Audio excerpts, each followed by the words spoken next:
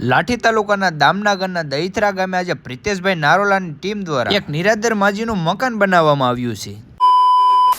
તો જય માતાજી મિત્રો, હું છું તમારો પ્રિય ધનીલો વ્લોગ અને સ્વાગત છે તમારું મારા મોર મિની વ્લોગ. ચોમાસાની મોસમમાં અને વરસાદની આગાહીમાં અમારે બેયને જવાનું છે દહીથરા, અને તમને તો ખબર છે કે નહીલો કાક નવું પાડે એટલે પેલા તમને દેખાડે, પણ આ કાળા કાળા વાદળા માથે ડબી જ રહે છે. મને લાગે છે કે જવા નહીં દે જો વરસાદ ચાલુ થયો.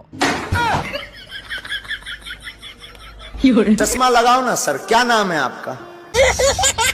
પણ વરસાદ ને આવું હોય તો આવે, બાકી અમારે જવાનું છે. એ વાત ફાઇનલ છે. અને એવી લીવર ની ફણકી મારીને કે આ તો પોગી ગયા સીધા દામનગર. એલા ભાઈ, દામનગર વાળા અહીંથી દહીથરા કેટલા કિલોમીટર થાય છે કરો કોમેન્ટ. પછી તો ફૂલ બાકાજી કે બોલાવતા આવી ગયા તમારા ભાઈબંધો દહીથરા માજી ના ઘરે. તો મિત્રો, એક નિરાધાર માજીની પરિસ્થિતિની વાત આપણે કરી. બાની આગળ પાછળ કોઈ નથી, બાના ઉંમરના લીધે કઈ કામ કરી શકતા નથી. તો આજે પ્રિતેશભાઈ નારોલા, સુજીતભાઈ ડાબસરા અને કરુણા ધૂન મંડળ દ્વારા સોશિયલ મીડિયાના સપોર્ટ થી આજે માજીનું મકાન બનાવી આપવામાં આવે છે.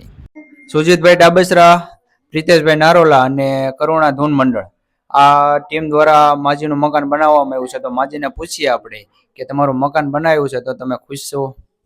બા, તમારું મકાન બનાવવામાં આવ્યું છે, તમે ખુશ છો કે રાજી? રાજી રાજી. તો વાંધો નહીં, તો આવું બનાવી દીધું છે સોશિયલ મીડિયાના સપોર્ટ થી. આજે આ ભાઈઓએ એટલું કામ કર્યું છે. તો મિત્રો, આજે બા તો ખુશ થઈ જાય છે, પણ આપણી નજર સામે ઘણા બધા આવા બનાવો બનતા હોય છે. તો તમે પણ આવા સેવાના સહભાગી બનો. અને આ ટીમનો તો પેલા ખૂબ ખૂબ આભાર કે રાતને દી કામ કરીને માજીનું મકાન થોડાક જ દિવસમાં ઊભું કરી આપેલું છે. તો તમને ટીમનું કામ કેવું લાગ્યું ને કોમેન્ટ કરી નાખજો. ને જો તમારે પણ આ સેવાના સહભાગી બનવું હોય તો મેં નીચે નંબર નાખી દીધો છે. માજીનું મકાન બનાવ્યું, કેટલી તકલીફ પડી હતી તમને?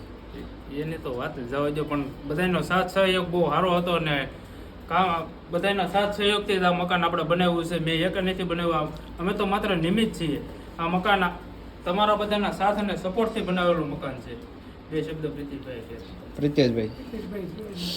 આ જો કે અમારે મુખ્ય કામ તો એવા લોકોને કીટ આપવાનું કે જે લોકોને ખાવા પૂરતું ન મળતું હોય, રળતર ન થતું હોય, એવા કુટુંબને કીટ આપવાનું હતું. પણ માજીની હાલત જોયા પછી અમને એમ લાગ્યું કે અહીંયા આપણે મકાન કરવું જોઈએ. શરૂઆત અમારે પહેલું જ હતું એટલે શરૂઆતમાં થોડીક તકલીફ પડી, પણ સોશિયલ મીડિયા અને મિત્રોનો એટલો સહકાર મળ્યો કે એવું અમને ન લાગ્યું કે અમારે દિન રાત એક કરવા પડ્યો. બધા ખંભે ખંભો મેળવીને કામ આપ્યું છે.